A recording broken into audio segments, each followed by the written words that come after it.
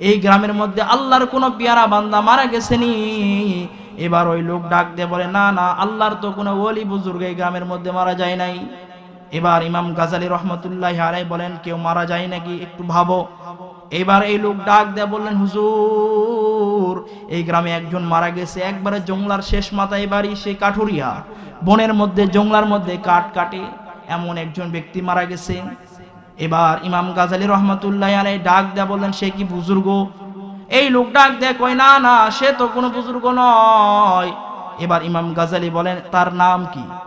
এই লোক ডাক দিয়ে বলেন, তার নাম হচ্ছে আব্দুর রহমান। ইমাম গাজালি রহমতুল্লাহি আলাইহি ডাক দিয়ে বলেন, ভাইয়া আমি তো আব্দুর রহমানকেই খুঁজতেছি। এবার ইমাম গাজালি রহমতুল্লাহি আলাইহি হাঁটি হাঁটি পা পা করে জংলার শেষ মাথায় গেলেন। দূর থেকে গিয়া দেখতেছেন একটা মৃত লাশ, ডেড বডি, লতা পাতা কলা পাতা দিয়ে ঢাপা। ইমাম গাজালি রহমতুল্লাহি আলাইহি দেখতেছেন পাশে কয়েকটা বাচ্চা কান্না করতেছে। রুমের ঘরের ভিতর থেকে পর্দার আড়াল থেকে মহিলা মানুষের কান্না। ইমাম গাজালি রহমতুল্লাহি আলাইহি বাচ্চাদেরকে ডাক দিলেন, আয় বাবা, এই লাশ কার? এই লাশ তোমার কে হয়? এবার এই বাচ্চারা ভাঙ্গা কণ্ঠে কান্না সরে ডাক দিয়ে বলে, হুজুর এই লাশ হচ্ছে আমার বাবা আব্দুর রহমান, ইন্তিকাল করেছে 3 দিন হয়। ইমাম গাজালি রহমতুল্লাহি আলাইহি ডাক দিয়ে কয়, বোন রে,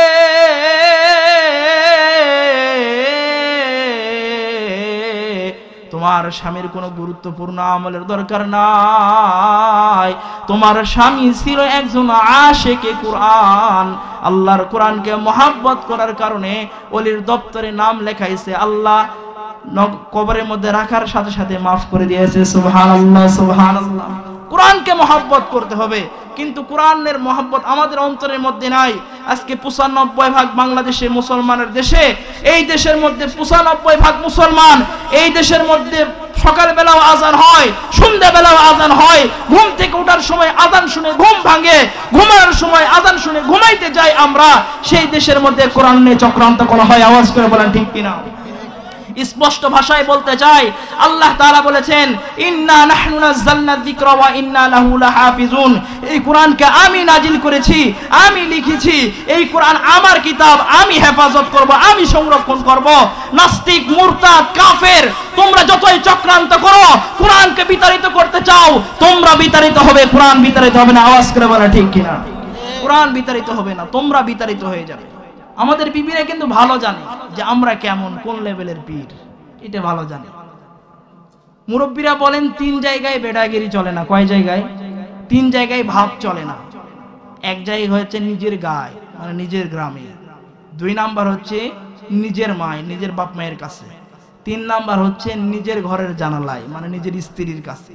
এই 3 জায়গার মধ্যে বেটাগিরি চলে না। আপনি যত বড়ই ওলি আর বুজুর্গ আর ম্যাজিস্ট্রেট হন না কেন, গ্রামের মধ্যে আসলে আপনাকে চেরাকালি বলেই ডাকবে। আওয়াজ করে বলেন ঠিক কিনা? শাইখুল হাদিস সাহেব রহমাতুল্লাহি আলাইহি বললেন, তসলিমা নাসরিন হচ্ছে ধর্মের ঘরের একটা ছেঁচড়া চুন্নি। আমাদের গ্রামগঞ্জে ছেঁচড়া চোর দেখা যায়। আপনাদের এলাকায় ছেঁচড়া চোর নাই ভাই? আছে? আমি যে এলাকায় থাকি, আমি থাকি সান্তাহার, বগুড়া জেলা। ওই জায়গাতে এত পরিমাণ ছেঁচড়া চোর, নতুন জুতা মসজিদে কেউ রাখলে বের হয় আর জুতা পায় না, ছেঁচড়া চোরেরা নিয়ে যায়।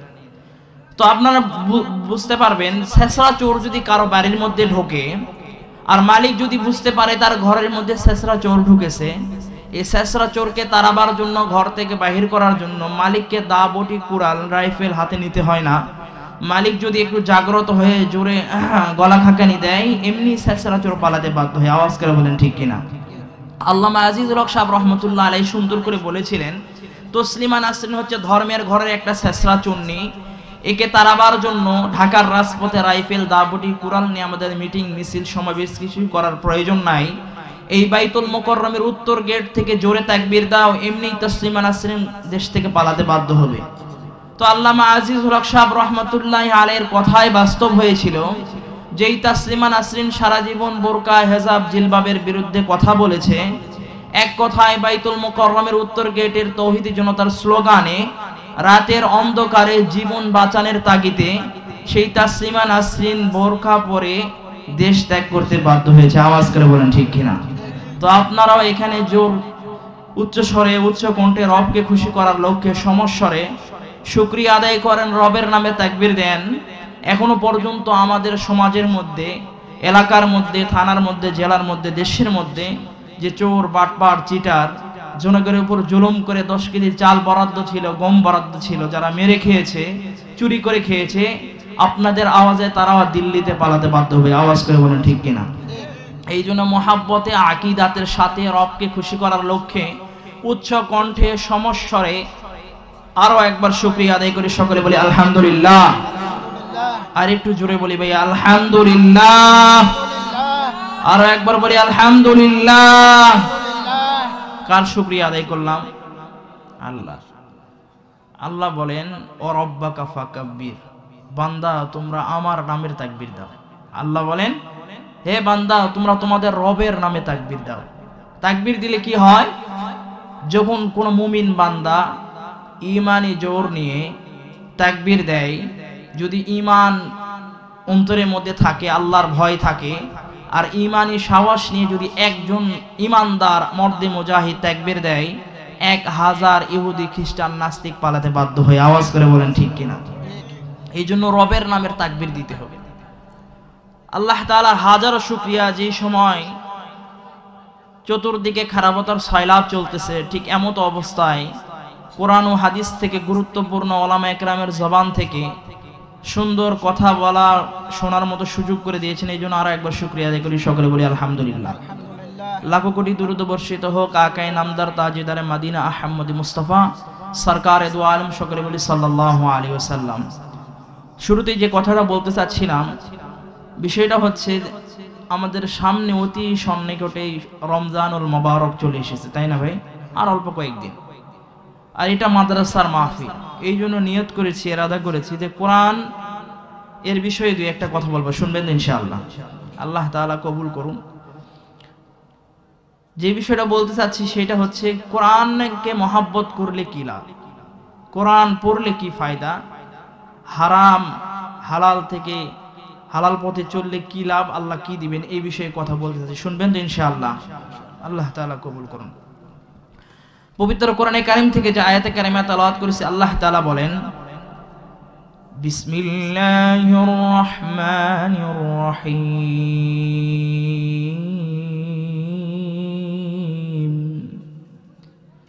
কিতাবুন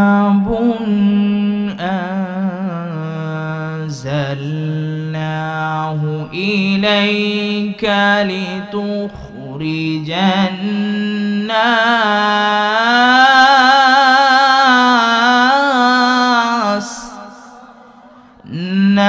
الناس من الظلمات إلى النور।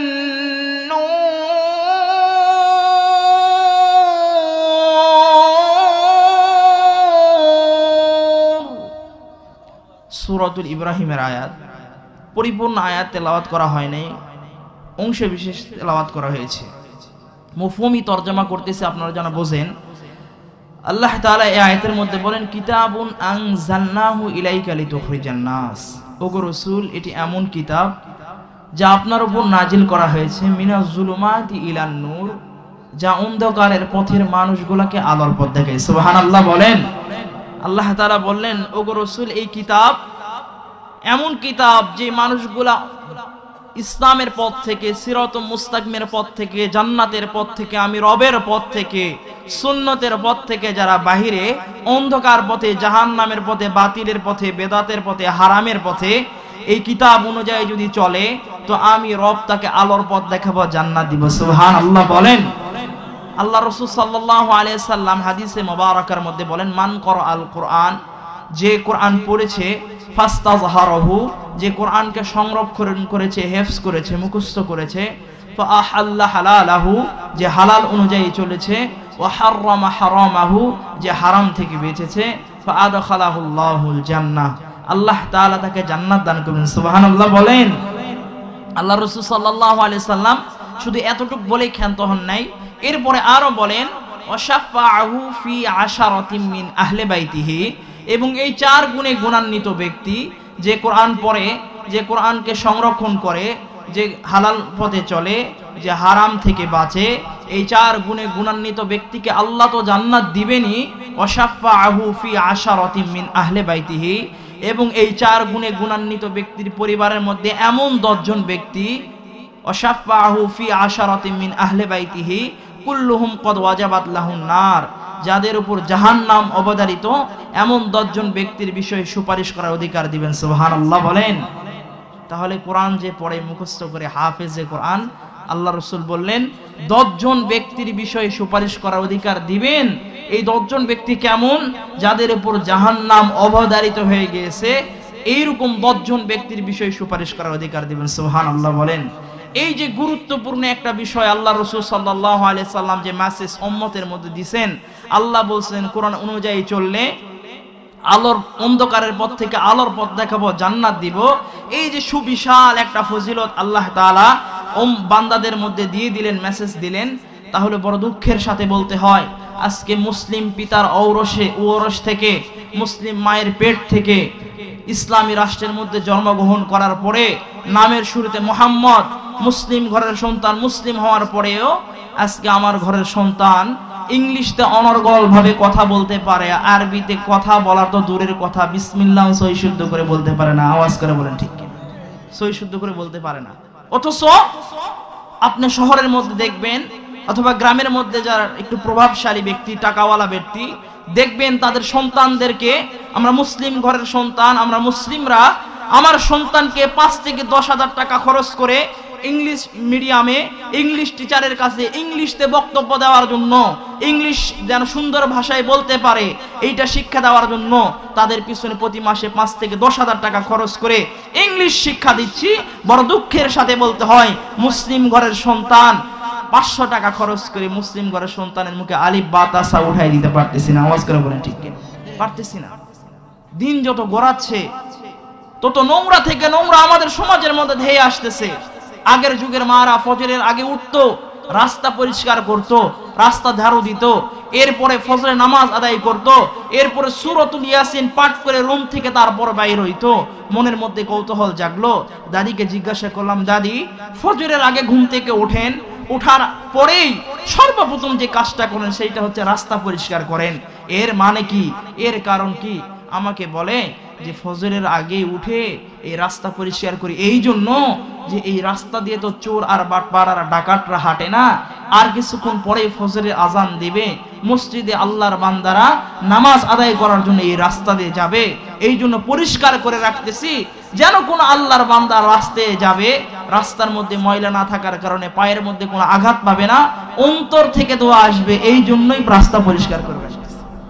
আগের যুগের মাদের ধারণা এইরকম ছিল, আমার দাদিদের ধারণা এইরকম ছিল, কিন্তু বর্তমান সময়ে রাস্তা তো পরিষ্কার করার কথা দূরে থাক, আরো রাস্তার মধ্যে কাটা দেয়। আওয়াজ করে বলেন ঠিক কিনা? রাস্তায় আর কাটা দেয়, বন্ধ করে দেয় যেন হাঁটতে না পারে। কয়েকদিন আগে নেটের মধ্যে ফোনে দেখলাম যে প্রায় 100টা পরিবার ওই রাস্তা দিয়ে হাঁটাচলা করে, 18 বছর যাবত ওই রাস্তা ব্যবহার করতেছে, কিন্তু এক জালেম এই মুসলমানদের রাস্তার মাঝখানে ইট দিয়ে ওয়াল দিয়ে দিছে। আজকে মুসলমান হয়ে আরেকজন মুসলমানের রাস্তা বন্ধ করতেছি, 1 হাত 2 হাত জায়গা, এমন হতে পারে মৃত্যুর পরে আল্লাহ তাআলা 3.5 হাত জায়গা তোমার কপালের মধ্যে জুটবে না। আওয়াজ করে বলেন ঠিক কিনা? জুটবে না, শিয়াল কুকুরই খাবে তোমাকে।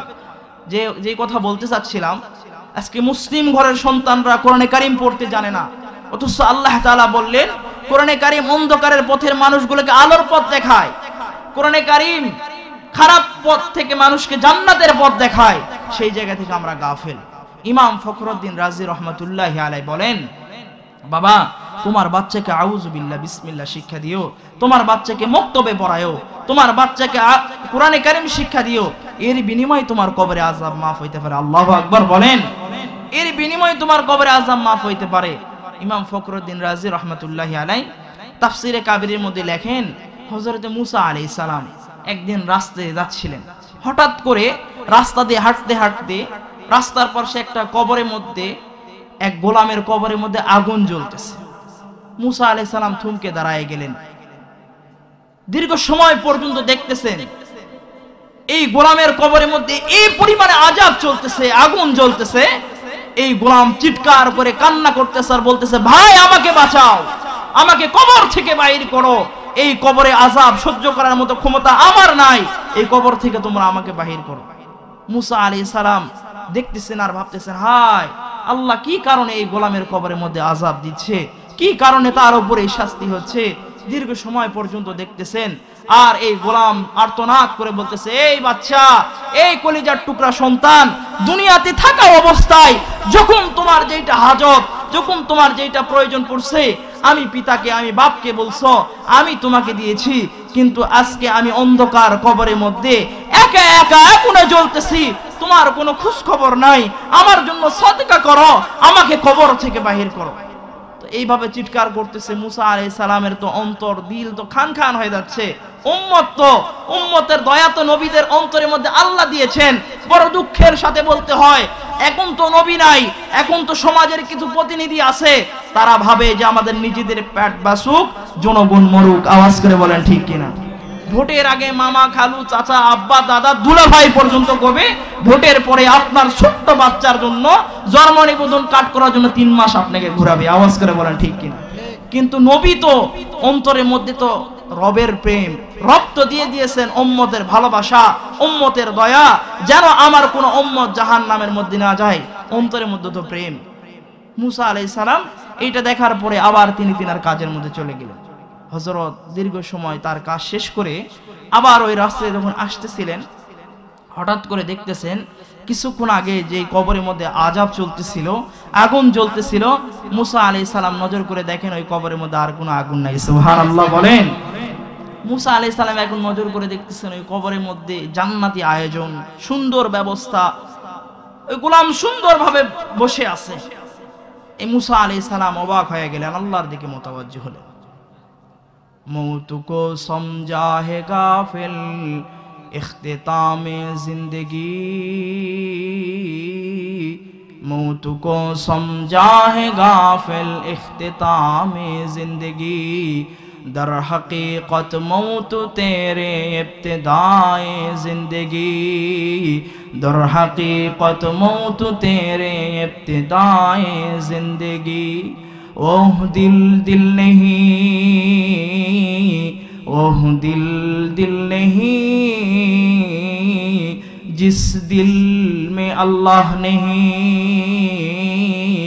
ओह गुल गुल नहीं,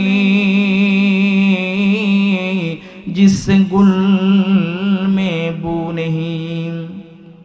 मूसा अलैहिस सालाम অবাক হয়ে গেলেন, আল্লাহর দিকে মুতাওয়াজ্জিহ হলেন, ডাক দিয়া বলতেছেন, আল্লাহ,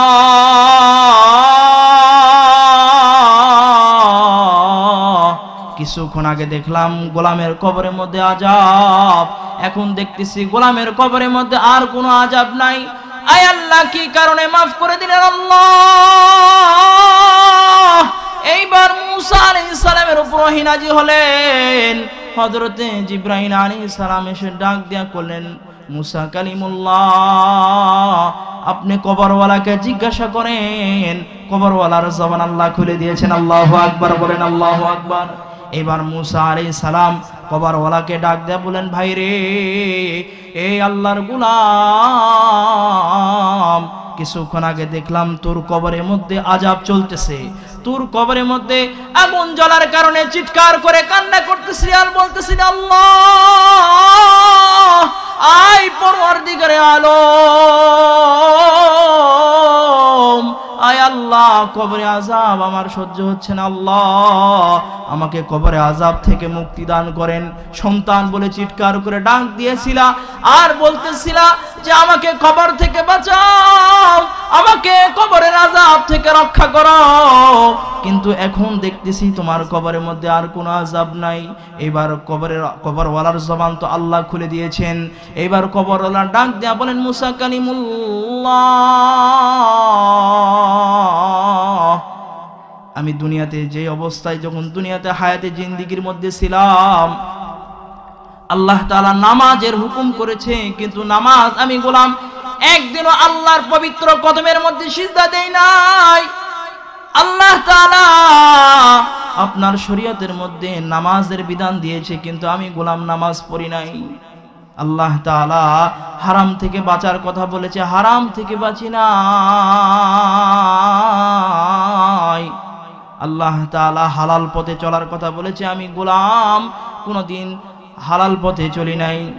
আল্লাহর হুকুম না মানার কারণে রব্বে মই কারীম অন্ধকার কবরের মধ্যে আযাবের মধ্যে গ্রেফতার করেছে। ও মুসা কালিমুল্লাহ, কিন্তু যে অবস্থায় দুনিয়ার জগৎ থেকে পরজগতে আসলাম, আমার দুনিয়ার মধ্যে যে বিবি ছিল, আমার স্ত্রী ছিল, আমার ওয়াইফ, আমার এই ওয়াইফ, আমার বিবি প্রেগনেন্ট ছিল, গর্ভ অবস্থায় ছিল, আমার স্ত্রীর পেটের মধ্যে বাচ্চা ছিল। আমি কবরে আসার পরে আল্লাহ আমাকে আযাবের মধ্যে গ্রেফতার করলেন। এরপরে সময় অতিবাহিত হওয়ার পরে আমার বিবির পেট থেকে যখন এই বাচ্চারা দুনিয়ার মধ্যে ভূমিষ্ঠ হয়েছে, সময় পার হয়েছে, দিন পার হয়েছে, আমার এই বাচ্চা এক সময় হাঁটাচলা করতে শিখেছে, আব্বু আব্বু তোতলা ভাষায় ডাকতে শিখেছে, মা মা বলে ডাকা শিখেছে। এক সময় যখন কিছু কিছু কথা বলতে শিখেছে, আমার বিবি আমার এই ছোট্ট মাসুম বাচ্চাকে মক্তবের মধ্যে মাদ্রাসার মধ্যে দিয়েছে। মাদ্রাসার মধ্যে দেওয়ার পরে আমার বিবি এই সন্তানকে যখন মাদ্রাসার মধ্যে দিয়েছে, মাদ্রাসার শিক্ষক সুন্দরভাবে পবিত্রতা অর্জন করাইছে। এরপরে সুন্দর একটা জায়নামাজের মধ্যে বসায়া মাদ্রাসার শিক্ষক বলতেছে, বাবা আমি যেটা বলবো তুমি সেইটা তাকরার সবব বলবা। এবার মাদ্রাসার শিক্ষক সুন্দরভাবে বলতেছেন, বিসমিল্লাহির রহমানির রহিম। বলেন না ভাই, বিসমিল্লাহির রহমানির রহিম। এবার যখন মাদ্রাসার শিক্ষক সুন্দরভাবে বিসমিল্লাহির রহমানির রহিম রবের প্রশংসা করেছে, ওই যে ছোট্ট মাসুম বাচ্চা এবার উস্তাদের মুখে, শিক্ষকের মুখে এই বাক্য শোনার পরে তার তোতলা কণ্ঠে, তার কচি কণ্ঠে, পবিত্র জবান দিয়া এই বাচ্চা বলতেছে, বিসমিল্লাহির রহমানির রহিম।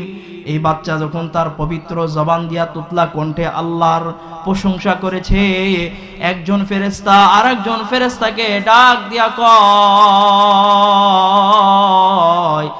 আর আগুন জ্বালাস না, আর আযাব দেস না, নিষেধ করছে রব্বানা। ওর বাচ্চা রহমানুর রহিম করছেন ঘোষণা। আল্লাহু আকবার, বলেন আল্লাহু আকবার।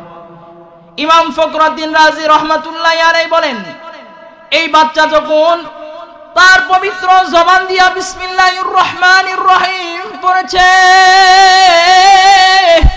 গোলাম ডাক দিয়া কয়, ও নবী মুসা কালিমুল্লাহ, আমার বাচ্চা যেই মুহূর্তে আল্লাহর প্রশংসা করেছে, আল্লাহ তো রহমানুর রহিম, আল্লাহ তো সবচাইতে বড় দয়ালু, আল্লাহর চাইতে দয়া দুনিয়ার মধ্যে আর কারো নাই, আল্লাহর দয়া সবচাইতে বেশি। এ ভাই, আমার মা আমাকে ভালোবাসে ততদিন যতদিন পর্যন্ত আমার দেহের মধ্যে প্রাণ আছে, আমার দেহের মধ্যে যতদিন পর্যন্ত শক্তি আছে ততদিন পর্যন্ত মা ভালোবাসে, ততদিন পর্যন্ত আমার সন্তানরা ভালোবাসে, যতদিন পর্যন্ত দেহের মধ্যে শক্তি আছে, যতদিন পর্যন্ত সন্তানদের মুখের মধ্যে খাবার দিতে পারি ততদিন পর্যন্ত। কিন্তু আল্লাহ তো বিনার স্বার্থে আমাকে আপনাকে ভালোবাসে, সেই রবকে বলেন আল্লাহু আকবার, জোরে বলেন আল্লাহু আকবার। আল্লাহ তো আমাদেরকে বিনা স্বার্থে ভালোবাসে। আয় বন্ধু, আমার মতো নাদান নাচিস আল্লাহকে যদি একবার আল্লাহ বলে না ডাক দে, আল্লাহকে যদি জীবনে একবার না ডাকে, আল্লাহর কোনো ক্ষতি হবে না। জীবনে যদি আল্লাহর কুদরতি কদমে একবার সিজদা না দেই, তারপরেও কিন্তু আল্লাহর কোনো ক্ষতি হবে না। এমনও বান্দা আছে জীবনে কোনোদিন আল্লাহকে আল্লাহ বলে ডাকে নাই, এমনও বন্ধু আছে জীবনে আল্লাহর কোনো হুকুম আহকাম মানে নাই, নামাজ পড়ে না, রোজা করে না, আল্লাহর হুকুমকে রিনাই করে চলে, তারপরে কিন্তু সেই বান্দাদেরকে আল্লাহ খাওয়ায় না, তারপরে কিন্তু আল্লাহ খাওয়ায়। কিন্তু রব্বে মই কারীম আহকামুল হাকিমিন, আল্লাহ তো নাই বিচারক, আল্লাহ ডাক দিয়া কয়, হয়, এই ফেরেশতা আমার গোলামের সন্তান, আমি রবের পবিত্রতার ঘোষণা দিয়েছি, আমি রবের অন্তরের মধ্যে সবচাইতে বেশি দয়া, না না ওর কবরের মধ্যে আর আযাব দিস না, দে দে ওর কবরে আযাব মাফ করে জান্নাতের ব্যবস্থা করে দে। সুবহানাল্লাহ বলেন সুবহানাল্লাহ। ভাই, মাদ্রাসায় যদি ছাত্র আমার সন্তানরা যদি কোরআনে কারীম পড়ে, আল্লাহর একত্ববাদের দাওয়াত দেয়, আল্লাহর একত্ববাদের ঘোষণা করে, মাফ করে দিবেন কে? আওয়াজ করে বলেন কে? আল্লাহ। জোরে বলেন আল্লাহু আকবার, আরো জোরে বলেন আল্লাহু আকবার। আল্লাহ মাফ করে দিবেন। বড় দুঃখের সাথে বলতে হয়, শাশুড়ি 20 বছর যাবত কোরআন শরীফ পড়ে গেছে, 20 বছর 10 বছর হয়ে গেছে, শাশুড়ি মারা গেছে, এরপরে ওই কোরআন ঘরের মধ্যে তাকের মধ্যে রেখে দিছে, ওই জায়গায় ওইভাবেই আছে। শাশুড়ি মারা গেছে 10 বছর যাবত, বেটার বউ একবার কোরআন খুলে দেখে নাই। আওয়াজ করে বলেন ঠিক কিনা? আমার নিজে চোখে দেখা এমনও আমার বাংলার মুসলিম ঘরের মুসলিম মায়েরা আছে, কোরআনের উপর যে কাপড়টা আছে এটা তো ময়লায় শেষ, ওই পোকা খাইতে খাইতে অর্ধেক খায় ফেলছে, ভুলেও একবার এই মহিলারা কোরআনের উপর হাত দেয় না। আওয়াজ করে বলেন ঠিক কিনা? কিন্তু টিভির উপর যে পর্দা থাকে, রুমের জানালার যে পর্দাগুলো থাকে, সপ্তাহে 3 বার করে খাসে। আওয়াজ করে বলেন ঠিক কিনা? 3 বার খাসে। কিন্তু কোরআনে কারীম এটা তো একটা জীবিত কিতাব। এই কিতাব তো বান্দাদেরকে এই পারে কামিয়াব দান করে পরপারে জান্নাতে নিয়ে যাওয়ার জন্য তো আল্লাহ দিয়েছেন। এই কিতাব অনুযায়ী চললে তো চোর আর চুরি করতে পারে না, সে তো ভালো হয়ে যাবে। এই জন্য বিগত যে জালেমরা আমাদের দেশে ছিল, তারা যদি এই কোরআনে কারীম অনুযায়ী চলতো, উলামায়ে কেরামের সোহবতে আসতো, তাহলে তারা জালেম থাকতো না, তারা আজকে ভালো হয় ইনসাফগার বান্দা হতো। আওয়াজ করে বলেন ঠিক কিনা? কিন্তু কোরআন অনুযায়ী চলে নাই, কোরআন মানে নাই, উলামায়ে কেরামের হাতের মধ্যে হ্যান্ডকাপ ভরে দীর্ঘদিন পর্যন্ত বছরকে বছর জেলের মধ্যে আবদ্ধ করে রাখছে। আওয়াজ করে বলেন ঠিক কিনা? আবদ্ধ করে রাখছে তারা। কিন্তু কোরআনে কারীম অনুযায়ী যদি চলতো, তাহলে এরাও ন্যায় শাসক হতো, ন্যায় শাসক হতো, ন্যায় বিচারক হতো। কিন্তু আজকে বিচারের কাঠগড়ায় বসে কোরআনের এলেম না থাকার কারণে, আল্লাহর ভয় না থাকার কারণে একটা ন্যায় বিচারকে অন্যায় বলে টাকার লোভে একটা ভালো ব্যক্তিকে মিথ্যা মামলায় ফাঁসায় তাকে দীর্ঘদিন পর্যন্ত জেলের মধ্যে রাখছে। আওয়াজ করে বলা ঠিক কিনা? জেলখানায় বন্দি রাখছে। ভাই, এই জন্য আমাদের বাচ্চাদেরকে কোরআনে কারীম শিক্ষা দিবেন তো ইনশাআল্লাহ? দেওয়া দরকার। কারণ আপনি যে কষ্ট করে পরিশ্রম করে সারাদিন নিজের শরীরের রক্তকে ঘাম করে পানি করে যে সন্তানের পিছনে টাকা খরচ করছেন, পয়সা খরচ করতেছেন, তার পিছনে এত মেহনত করতেছেন, এই সন্তান যদি আপনি মারা যাওয়ার পরে কবরের পাশে দাঁড়ায় রব্বির হামহুমা কামা রব্বায়ানি সগীরা এইটা বলার মতো যদি ক্ষমতা না রাখে, আমি আর আপনি কপাল পোড়া পিতা ছাড়া আর কেউ হতে পারে না। আওয়াজ করে বলেন ঠিক।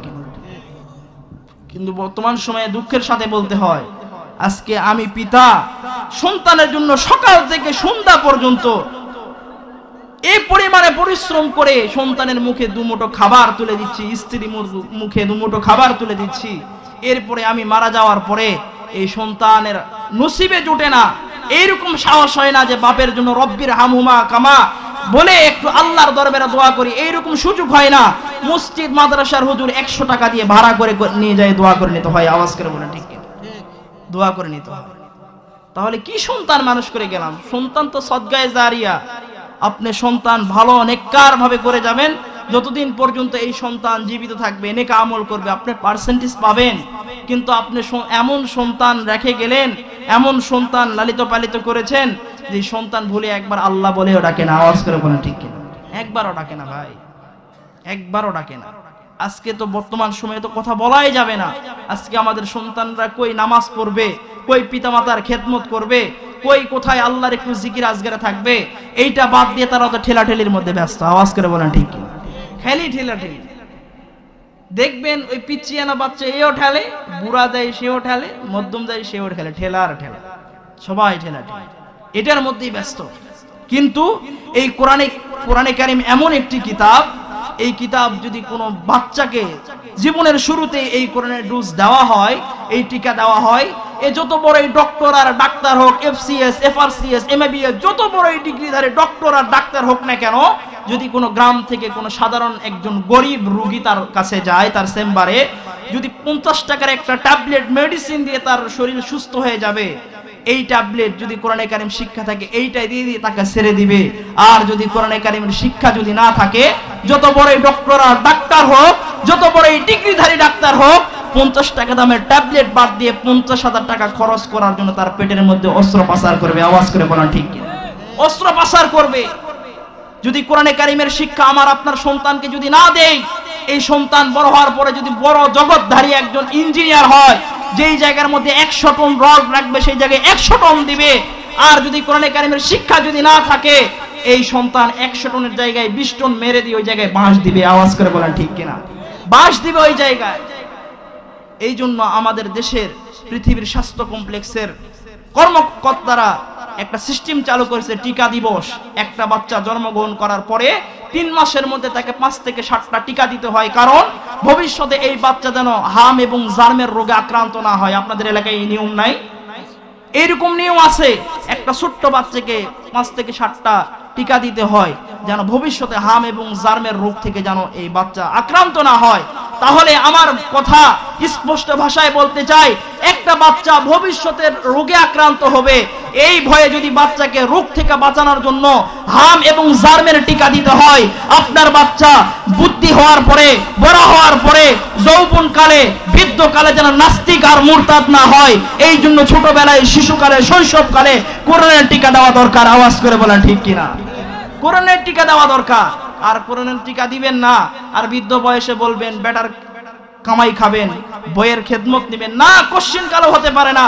আপনি বৃদ্ধ হয়ে দেখেন, যৌবন কালে আপনি দিতে পেরেছেন, খাওয়াইতে পেরেছেন, পড়াইতে পেরেছেন, আপনার সন্তান আব্বা বলে ডেকেছে। বিবাহ করার পরে আপনার শরীর আর চলতেছে না, বৃদ্ধ হয়ে গেছেন, এই সন্তান আপনাকে বৃদ্ধাশ্রমে রাখবে। আওয়াজ করে বলেন ঠিক কিনা? এই জন্য আমাদের বাচ্চাদেরকে সর্বপ্রথম কোরআনের টিকা যখন দিব, তখন এই বাচ্চারা নাস্তিক হবে না, মুরতাদ হবে না, তাসলিমা নাসরিনের মতো বেশ্যা মহিলা হবে না। আওয়াজ করে বলেন ঠিক কিনা? কোরআনে কারিম থেকে আমরা অনেক দূরে সরে গেছি। এখানে অনেক ভাই আছেন, বৃদ্ধ চাচারা আছেন, যুবক ভাইরা আছেন, এখন ভাবতেছেন যে আমার সময় তো পার হয়ে গেছে, চুলদারি তো পেকে গেছে, এই সময় তো কোরআন আর শিক্ষা করার মতো কোনো সুযোগ নাই, মুখস্থ করার মতো কোনো সুযোগ নাই। এ ভাই, আপনাকে কোরআন মুখস্থ করার প্রয়োজন নাই, হাফেজ হওয়ার প্রয়োজন নাই। আপনি নামাজ পড়তে, আল্লাহর হুকুম আদায় করতে যে কয়টা সূরা প্রয়োজন, এই কয়টা সূরা মুখস্থ করেন, সহি করে নেন, ইমাম সাহেবের কাছে যান, মাদ্রাসার হাফেজ সাহেবের কাছে যান। অবশ্যই তাদের কাছে গিয়ে যদি বলেন, হুজুর আমি তো সাধারণ মানুষ, বয়স তো হয়ে গেছে, মুখে তো আর সবকিছু ভিড়ে না, আমাকে একটু এই সূরাগুলো একটু মুখস্থ করে দেন, মস্ক করে দেন, অবশ্যই তারা দিবে। কিন্তু আমাদের গাফলতের জন্য আমরা যাই না। কোনো ব্যক্তি যদি কয়েকটা সূরাও মস্ক করে, সহি করে, মুখস্থ করে যদি নামাজ আদায় করতে পারে, এর বিনিময়ে আল্লাহ তাআলা নামাজটা কবুল করবেন। কিন্তু আপনার সূরা ফাতিহার মধ্যে 50টা ভুল, আল্লাহর সামনে দাঁড়ায় 50টা ভুল করে আল্লাহ কি আপনাকে দিবে? নামাজ সহি করার মতো কোনো সুযোগ আছে? নাই। দুনিয়ার কোনো কামের কোন গৃহস্থের বাড়িতে 2 থেকে 3 বার ভুল করলে বাড়ি থেকে বের করে দেয়, রবের সামনে দাঁড়ায় রবের কালাম ভুল পড়বেন, আল্লাহ আপনার নামাজ কবুল করবে না। সহি করতে হবে। আরে ভাই, কোরআনে কারিম এমন কিতাব যে পড়ে সেও সওয়াব পায়। এই কিতাবের দিকে তাকাইলেও সওয়াব দেয় আল্লাহ, এই কিতাবকে মহব্বত করলেও সওয়াব দেয় আল্লাহ, যারা পড়ে তাদেরকে মহব্বত করলেও সওয়াব দেয় আল্লাহ, এই কিতাবকে মহব্বত করলেও আল্লাহ মাফ করে দেয়। সুবহানাল্লাহ বলেন। কিতাবকে মহব্বত করলেও মাফ করে দেয়। কিন্তু আমরা কিতাব তো মহব্বত করি নাই, যাদের অন্তরের মধ্যে কিতাব আছে তাদেরকেও মহব্বত করি না। করি আমরা? যদি করতাম তাহলে মসজিদের মুয়াজ্জিন সাহেব, ইমাম সাহেব, হাফেজে কোরআনকে আমরা চাকর ভাবতাম না। আওয়াজ করে বলেন ঠিক কিনা? মসজিদের মধ্যে কোনো ময়লা পড়ে থাকলে মুয়াজ্জিনকে ঝাড়ি দেই, ইমাম সাহেবকে ঝাড়ি দেই। যদি অন্তরের মধ্যে আসলে রবের প্রেম থাকতো, আল্লাহর ভয় থাকতো, কোরআনের মহব্বত থাকতো, নিজে পরিষ্কার করতাম, ময়লাটা ফেলে দিতাম। কিন্তু আমরা কি করি? ঝাড়ি দেই। আর আসুন কোরআনকে মহব্বত করুন, এর বিনিময়ে আল্লাহ মাফ করে দিবেন। ওলিদের উপরে আল্লাহ তাআলার ইলহাম হয়, আর নবী আলাইহিস সালামদের উপরে আল্লাহ তাআলার ওহী নাজিল হয়। নবীরা যে স্বপ্ন দেখে এইটাও সত্য, ওলি বুজুর্গ যে স্বপ্ন দেখে এইটাও সত্য। ওলি বুজুর্গরা কেরামত জাহির করতে পারে, নবী আলাইহিস সালামরা মুআজিজা জাহির করে। এই ক্ষমতা দিয়েছেন কে ভাই? আওয়াজ করে বলেন। এইদিকে তাকান, বলেন আল্লাহ। একবার জোরে বলেন তো আল্লাহু আকবার। আরো জোরে বলেন তো আল্লাহু আকবার। আরো জোরে বলেন আল্লাহু আকবার। নবীদের উপরে ওহী নাজিল হয়, ওলি বুজুর্গদের উপরে ইলহাম নাজিল হয়। ইমাম গাজালি রহমতুল্লাহি আলাইহি ডাক দেয়া কইতেছে, আল্লাহ, এই গাজালি, যা যা তোকে দায়িত্ব দিয়ে দিলাম আমার এই গোলামের কাফন দাফন করা। এইবার ইমাম গাজালি রহমতুল্লাহি আলাইহি ঘুম থেকে জাগ্রত হলেন। আল্লাহ ডাক দিয়ে বললেন, রহমতপুর গ্রামের মধ্যে যাবি, আব্দুর রহমান নাম, এই গোলামের কাফন দাফনের দায়িত্ব তোর উপর দিয়ে দিলাম। এবার ইমাম গাজালি রহমতুল্লাহি আলাইহি ঘুম থেকে জাগ্রত হয়ে রহমতপুর গ্রামের দিকে রওনা করছেন। ইমাম গাজালি রহমতুল্লাহি আলাইহি এবার রহমতপুর গ্রামের মধ্যে খোঁজাখুঁজি শুরু করছেন, কে আব্দুর রহমান, কে আল্লাহর পেয়ারা বান্দা, কে আল্লাহর পেয়ারা বান্দা। ইমাম গাজালি রহমতুল্লাহি আলাইহি পুরা গ্রাম খুঁজতেছেন, খুঁজতে খুঁজতে খুঁজতে খুঁজতে হয়রান হয়ে গেছেন। আল্লাহকে ডাক দেয়া করলেন, আল্লাহ, আই পরওয়ারদিগারে আলম, আপনি বলে দিলেন রহমতপুর গ্রামে আব্দুর রহমান আপনার পেয়ারা বান্দা। না না না, রহমতপুর গ্রামের মধ্যে আপনার পেয়ারা বান্দা আব্দুর রহমান নামের মধ্যে নামে তো কেউ নাই। এবার ইমাম গাজালি রহমতুল্লাহি আলাইহি চিন্তিত হয়ে গেলেন। গ্রাম থেকে যখন বাইর হবেন ঠিক এমতো অবস্থায় দেখতেছেন আল্লাহর একজন বান্দা। ডাক দেয়া বললেন, ভাইয়া রে, এই গ্রামের মধ্যে আল্লাহর কোন পেয়ারা বান্দা মারা গেছেনি? এবার ওই লোক ডাক দিয়ে বলে, না না, আল্লাহর তো কোনো ওলি বুজুর্গ এই গ্রামের মধ্যে মারা যায় নাই। এবার ইমাম গাজালি রহমতুল্লাহি আলাইহি বলেন, কেউ মারা যায় নাকি, একটু ভাবো। এবার এই লোক ডাক দেয়া বললেন, হুজুর, এই গ্রামে একজন মারা গেছে, একবারে জংলার শেষ মাথায় বাড়ি, সে কাঠুরিয়া, বনের মধ্যে জংলার মধ্যে কাঠ কাটে, এমন একজন ব্যক্তি মারা গেছে। এবার ইমাম গাজালি রহমতুল্লাহি আলাইহি ডাক দেয়া বললেন, সে কি বুজুর্গ? এই লোক ডাক দেয়া কয়, না না, সে তো কোনো বুজুর্গ নয়। এবার ইমাম গাজালি বলেন, তার নাম কি? এই লোক ডাক দিয়ে বলেন, তার নাম হচ্ছে আব্দুর রহমান। ইমাম গাজালি রহমতুল্লাহি আলাইহি ডাক দিয়ে বলেন, ভাইয়া, আমি তো আব্দুর রহমানকেই খুঁজতেছি। এবার ইমাম গাজালি রহমতুল্লাহি আলাইহি হাঁটি হাঁটি পা পা করে জংলার শেষ মাথায় গেলেন। দূর থেকে গিয়া দেখতেছেন একটা মৃত লাশ, ডেড বডি, লতা পাতা কলা পাতা দিয়ে ঢাপা। ইমাম গাজালি রহমতুল্লাহি আলাইহি দেখতেছেন পাশে কয়েকটা বাচ্চা কান্না করতেছে। রুমের ঘরের ভিতর থেকে, পর্দার আড়াল থেকে মহিলা মানুষের কান্না। ইমাম গাজালি রহমতুল্লাহি আলাইহি বাচ্চাদেরকে ডাক দিলেন, আয় বাবা, এই লাশ কার? এই লাশ তোমার কে হয়? এবার এই বাচ্চারা ভাঙ্গা কণ্ঠে কান্না সরে ডাক দিয়ে বলে, হুজুর, এই লাশ হচ্ছে আমার বাবা আব্দুর রহমান, ইন্তিকাল করেছে 3 দিন হয়। গরিব বলে আমাদের বাসায় কোনো হুজুর আসে না, আমাদের এলাকার মধ্যে তেমন কোনো সুন্নতওয়ালা ব্যক্তি নাই, আমাদের এলাকার মধ্যে ভালো কোনো আলেম নাই, নবীর সুন্নত মোতাবেক আমার বাবাকে কবরের মধ্যে দাফন করাবে এইরকম কোনো ব্যক্তি নাই। এবার ইমাম গাজালি রহমতুল্লাহি আলাইহি বলেন, বাবা, চিন্তা করার কোনো কারণ নাই, এই নাও, টাকা নাও, বাজার থেকে কাফনের কাপড় কিনে নিয়ে আসো।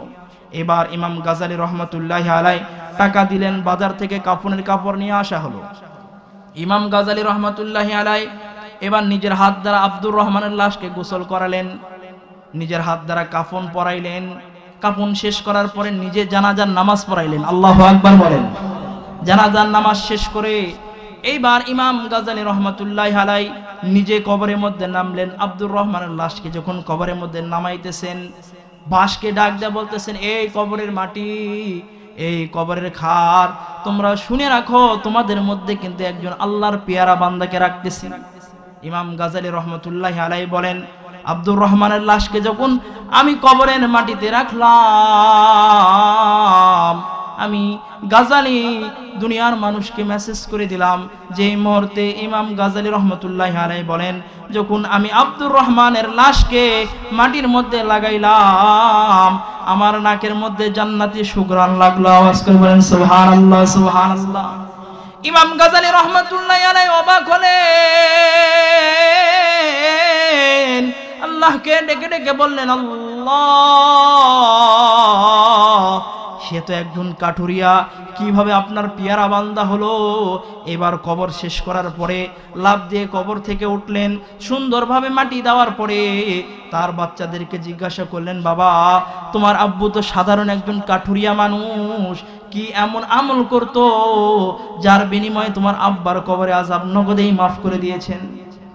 আপনারা বলতে পারবেন যে আমরা কি আমল করি, কিভাবে চলি, আমাদের ব্যবহার কেমন, আমরা কেমন? আমাদের সন্তান থেকে আমাদের স্ত্রীরা কিন্তু বেশি ভালো বলতে পারে, তাই না?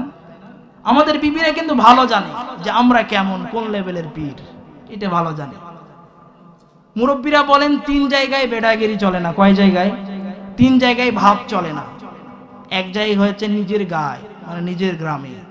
2 নাম্বার হচ্ছে নিজের মায়, নিজের বাপ মায়ের কাছে। 3 নাম্বার হচ্ছে নিজের ঘরের জানালায়, মানে নিজের স্ত্রীর কাছে। এই 3 জায়গার মধ্যে বেটাগিরি চলে না। আপনি যত বড়ই ওলি আর বুজুর্গ আর ম্যাজিস্ট্রেট হন না কেন, গ্রামের মধ্যে আসলে আপনি চেরাকালি বলে ডাকবে, আওয়াজ করে বলেন ঠিক কিনা? 2 নাম্বার হচ্ছে পিতা মাতার কাছে। আপনি যত বড়ই হন না কেন, ডিগ্রিধারী কেউ, কিন্তু আপনি যখন বাপ মায়ের কাছে আসবেন তো তার কচি খুকা বলে আপনাকে কাছে টেনে নিবে, এর চাইতে বড় কিছু না। আর আপনি যত বড়ই পীর হন না কেন, যত বড়ই গাউস কুতুব হন না কেন, মঞ্চে মাহফিলের সমাবেশে গেলে মুরিদের আপনার কদম মুসি করে, কিন্তু বাড়িতে আসে রাত্রেবেলা শোয়ার পরে আপনি স্ত্রীকে, এটা তো আমারই স্বামী, দিয়ে ঠ্যাং তুলে, আওয়াজ করে বলেন ঠিক কিনা? পীরগিরি স্ত্রীর কাছে চলে না, তাই না? স্ত্রীর কাছে আপনি যত বড়ই পীর হন দুনিয়াতে, স্ত্রীর কাছে এটা চলে না। আরে ভাব দেখাইলে মানুষ আপনাকে মগা করবে। তো এইবার ইমাম গাজ্জালী রহমাতুল্লাহি আলাইহি বাচ্চাদের থেকে কিছু শুনতে পারলেন না। বাচ্চারা বললেন, হুজুর আমার আব্বা তো সাধারণ একজন ব্যক্তি, সারাদিন জংলায় কাঠ কাটে, বাজারে সন্ধ্যাবেলায় বিক্রি করে যা টাকা পায় হালাল উপার্জন, এই টাকায় আমাদের সংসার চলে, আমরা তেমন বলতে পারবো না, আম্মাকে জিজ্ঞাসা করেন। মুসলমান ভাইরে, এবার ইমাম গাজ্জালী ডাক দেয়া বললেন, আই বোন, তোমার স্বামী এমন কি আমল করত যার বিনিময়ে তোমার স্বামীকে আল্লাহ নগদেই মাফ করে দিয়েছেন? তোমার স্বামী এমন কি আল্লাহর পেয়ারা বান্দা, কি ইবাদত করার কারণে আল্লাহর পেয়ারা বান্দা হইছে, যার কারণে আল্লাহ পাক তোমার স্বামীকে নগদেই মাফ করেছে? এইবার ভাঙ্গা কণ্ঠে কান্নার স্বরের পর্দার আড়াল থেকে ডাক দিয়ে বলতেছেন, হুজুর আমার স্বামী কিন্তু শিক্ষিত মানুষ না, আমার স্বামী কিন্তু ছোটবেলায় মক্তবের মধ্যেও পড়ে নাই, আমার স্বামী কিন্তু কোনো হুজুরের সহবেতেও যায় নাই, আমার স্বামী কিন্তু কোনো পীরের মুরিদ নয়, আমার স্বামী কিন্তু তাবলীগের মধ্যে একদিনও সময় লাগায় নাই, আমার স্বামী একজন সাধারণ দিনমজুর কাঠুরিয়া, সারাদিন জংলার মধ্যে কষ্ট করে কাঠ কাটতেন, আর এই কাঠগুলা বাজারের মধ্যে বিক্রয় করে যে টাকাটা পাইতেন, এই হালাল উপার্জন করে আমাদের পেট চলতো। আমরা কিন্তু গরিব মানুষ, আমার স্বামী এরকম কোনো গুরুত্বপূর্ণ আমল আমার চোখে ধরা পড়ে না, কিন্তু আমার স্বামীর ক্ষুদ্রতমেও ক্ষুদ্র একটা আমল আমার চোখের মধ্যে ধরা পড়ে হুজুর। আমি নজর করে দেখতাম আমার স্বামী সকাল থেকে সন্ধ্যাবেলায় জংলার মধ্যে কাঠ কাটা শেষ করার পরে বাজারে বিক্রয় করে যখন বাসার মধ্যে আসতেন, দেখতাম হাত পায়ের মধ্যে, মুখ চোখের মধ্যে ময়লা লাগানো থাকতো। আমাকে ডাক দিয়ে বলতো, বিবি রে, আমাকে পবিত্র 1 লোটা 1 বদনা পানি দাও। আমি তখন আমার স্বামীকে সুন্দর পবিত্র 1 বদনা পানি দিতাম। আমার স্বামী দেখতাম, আমার স্বামী এই পানি দিয়ে নিজেকে পবিত্র করত, অজু করত।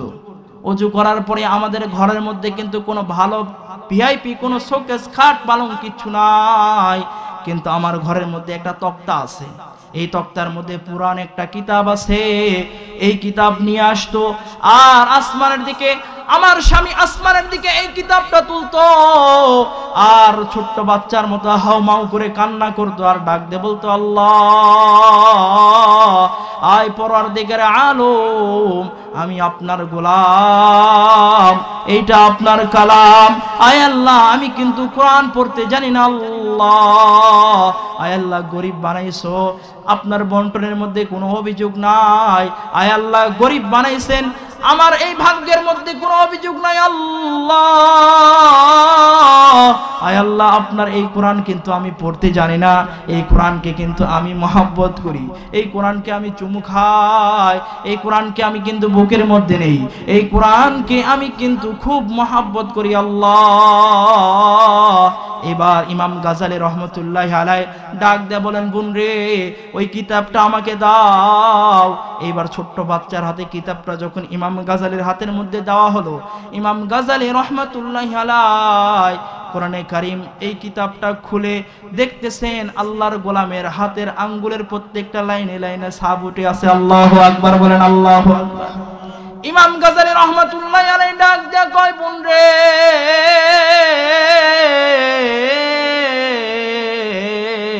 তোমার স্বামীর কোনো গুরুত্বপূর্ণ আমলের দরকার নাই। তোমার স্বামী ছিল একজন আশিকে কুরআন। আল্লাহর কোরআনকে মহব্বত করার কারণে ওলির দপ্তরে নাম লেখাইছে, আল্লাহ কবরের মধ্যে রাখার সাথে সাথে মাফ করে দিয়েছে। সুবহানাল্লাহ, সুবহানাল্লাহ। কোরআনকে মহব্বত করতে হবে, কিন্তু কোরআনের মহব্বত আমাদের অন্তরের মধ্যে নাই।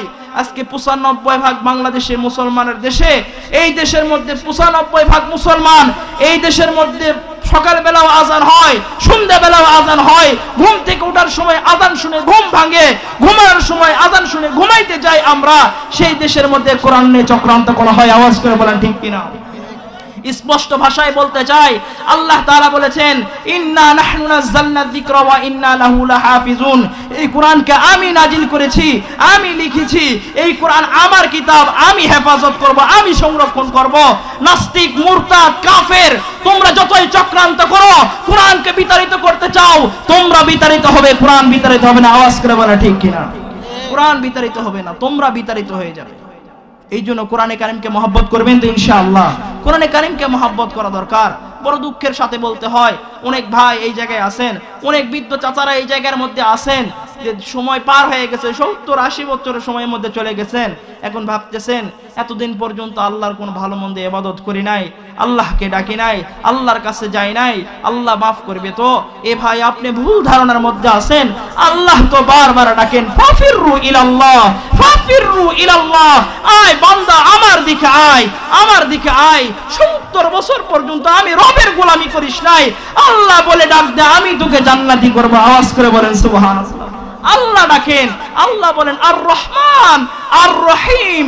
আমি তো রহমান, আমি রহিম, আমার চাইতে বড় দয়ালু আর কেউ নাই, আমি রবের দিকে আয়। আল্লাহ বলেন, বান্দা আমি তো তোকে সব দিয়েছি, তোর মতো আর দ্বিতীয় কাউকে বানাই নাই। আল্লাহ বলেন লাকাদ খলাকনাল ইনসান ফি আহসানি তাকওয়িম। আল্লাহ বলেন, বান্দা সূরাতুল ৩-এর মধ্যে বলেন, বান্দা আমি তোকে এমন সুন্দর অবয়ব দিয়ে বানাইছি, এত সুন্দর অবয়বতে আমি কাউকে দেই নাই, এত সুন্দর অবয়বতে আমি কাউকে দেই নাই। শ্রেষ্ঠত্ব মাখলুক, তোকে শ্রেষ্ঠত্ব দান করেছি, তারপরে দুনিয়ার কিসের দিকে দৌড়াও? যাত্রার প্যান্ডেলের দিকে দৌড়াও। আল্লাহ বলেন, ইয়া আইয়ুহাল ইনসান মা গররাকা বিরব্বিকাল কারীম। এই বান্দা আমি তো তোকে সব দিয়েছি, যত কিছু দরকার আমি তাই দেই। তোর ক্ষমতা দরকার, ক্ষমতা দিয়েছি, রিজিক দরকার, রিজিক দিয়েছি, সবকিছু আমি রব দেই।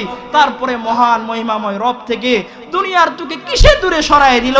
আল্লাহ ডাক দিয়ে বলেন, বান্দা তুই ভাবিস যে দুনিয়া সবচেয়ে বড় শক্তিশালী? না রে ভাই, দুনিয়া সবচেয়ে বড় শক্তিশালী নয়। রাশিয়া সবচেয়ে সুপার পাওয়ার না, রাশিয়া সুপার পাওয়ার নয়।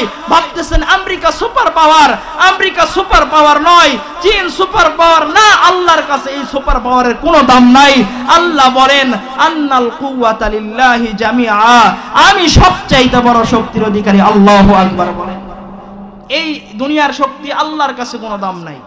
আল্লাহর কাছে এই দুনিয়ার চেরানা পয়সার শক্তির কোনো দাম নাই। আল্লাহ সবচেয়ে বড় শক্তির অধিকারী। আল্লাহর শক্তির কাছে দুনিয়ার কোনো কিছুর দাম নাই। আল্লাহ সবচেয়ে বড় শক্তির অধিকারী। এই বিশ্বাস, এই তাকওয়া অন্তরের মধ্যে যদি থাকে, এই বিশ্বাস যদি আপনার অন্তরের মধ্যে থাকে, বন্দুকের সামনে দাঁড়াবেন, বন্দুক চলবে, গুলি বাইর হবে না। আওয়াজ করে বলেন ঠিক কিনা? চলবে না, চললে বন্দুক থেকে গুলি বাইর হবে না। হুসাইন আহমদ মদনী রহমতুল্লাহি আলাইহি এক সমাবেশের মধ্যে ডাক দিয়ে বললেন, হুসাইন আহমদ মদনী রহমতুল্লাহি আলাইহি ইংরেজদের বিরুদ্ধে ফতোয়া দিয়েছেন যে ইংরেজদের সোলজার আর্মির মধ্যে চাকরি করা হারাম, হারাম ফতোয়া দিয়েছেন। মুসলমানের ঘরের সন্তানরা ইংরেজদের সোলজারের মধ্যে চাকরি করতে পারবে না, হারাম। দিল্লিতে এক কনফারেন্স সমাবেশের আয়োজন করা হলো। হুসাইন আহমদ মদনী রহমতুল্লাহি আলাইহি এই সমাবেশের আয়োজন করেছে। ইংরেজের পক্ষ থেকে ঘোষণা হয়ে গেছে যে আজকের এই সমাবেশের সভাপতি যে হবে প্রধান অতিথি যে হবে, প্রধান বক্তা যে হবে, তাকে ওপেন ক্রসফায়ার করা হবে। এইবার সমাবেশ তৈরি হয়ে গেল, স্টেজ তৈরি, লক্ষ লক্ষ লোকজন দাঁড়ানো। এইবার সোলজাররা বন্দুক তাক করে আছে, আজকের মাহফিলের প্রধান বক্তা, প্রধান অতিথিকে ক্রসফায়ার করা হবে। কে উঠতেছে না, ভয়ে কাঁপতেছে সকলেই। লাফ দিয়ে স্টেজের মধ্যে হুসাইন আহমদ মাদানী মাইক হাতে নিয়ে বলতেছে, আজকের মাহফিলের প্রধান অতিথি, আজকের মাহফিলের, আজকের সমাবেশের প্রধান বক্তা আমি, চালাও গুলি তোমরা। এইবার হাজার হাজার সোলজারের আর্মিদের বন্দুক তাক করা। এইবার যখন এই কথা বলছে হুসাইন আহমদ মাদানী, সোলজাররা বন্দুক টিপ দিছে, বন্দুক চলছে, গুলি একটাও বাইর হয় নাই। আল্লাহু আকবার বলেন। এইরকম ইমানি জজবা, ইমানি জোশ নিয়ে আল্লাহর উপর তাওয়াক্কুল করে মর্দে মুজাহিদের মতো বৈষম্য ছাত্র বিরোধী আন্দোলনের আমার সোনার বাংলার সোনার যুবকরা ময়দানে ঝেঁপে পড়েছে।